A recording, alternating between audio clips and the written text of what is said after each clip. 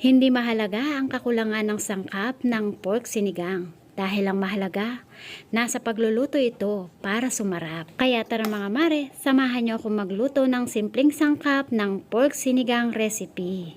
Siyempre, hindi mawawala ang talbos kamote sa ating sinigang. Tuwang-tuwa ako sa mga talbos na aking nabili. Biruin mo, 15 pesos lang ito. Napakaganda, sariwang-sariwa at napakadami pa compare mo sa iba.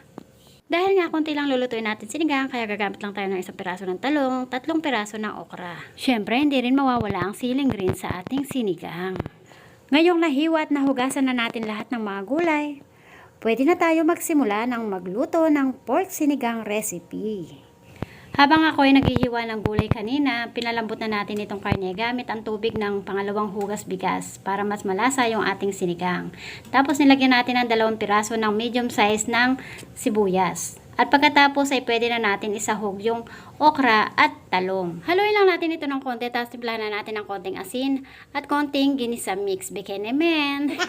Tapos ilagay na natin yung 2 piraso ng siling green. At tapos sunod na natin ang Knorr sinigang with gabi. Knorr bekenemen. With gabi ang ating ginamit para hindi na tayo kailangan pang bumili ng gabi dahil nga malapot na ito. O diba, wise na nanay.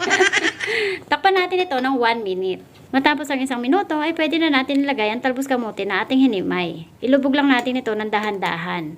At pagkatapos ay pwede na natin patayin yung apoy ng ating kalan para maiwasan ang mga overcook ng ating mga gulay na ating sinahog. Sa wakas, luto na rin ang simple recipe pork sinigang.